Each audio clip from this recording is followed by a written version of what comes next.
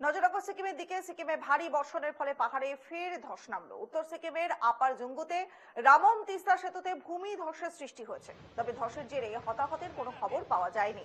সিকিমে ভারী বর্ষণের ফলে পাহাড়ে ফের ধসের ছবি আপনাদের দেখাচ্ছে। সিকিমের ছবি, শিলিগুড়ির ছবি দেখছেন আপনারা এই মুহূর্তে।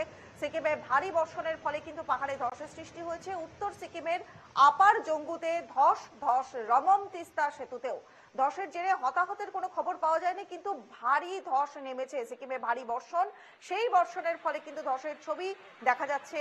পাহাড় ধস, উত্তর সিকিমে আপার জঙ্গুতে ধস নেমেছে। দেখতে পাচ্ছেন ধসে যাচ্ছে পাহাড়ের একটা বিরাট অংশ, একসঙ্গে ধসে মাটিতে মিশে যাচ্ছে। প্রচুর ধুলোর সৃষ্টি হয়েছে, দেখতে পাচ্ছেন সেই ছবি। সিকিমে ভারী বর্ষণের জন্যই কিন্তু এরকম পাহাড় ধসের সৃষ্টি হচ্ছে। এর আগেও বারবার সিকিমে ধসের ছবি সামনে এসেছে। আর এই যে ভারী বর্ষণ, আগামী 3 দিন উত্তরবঙ্গে এখনো পর্যন্ত বৃষ্টিপাত চলবে।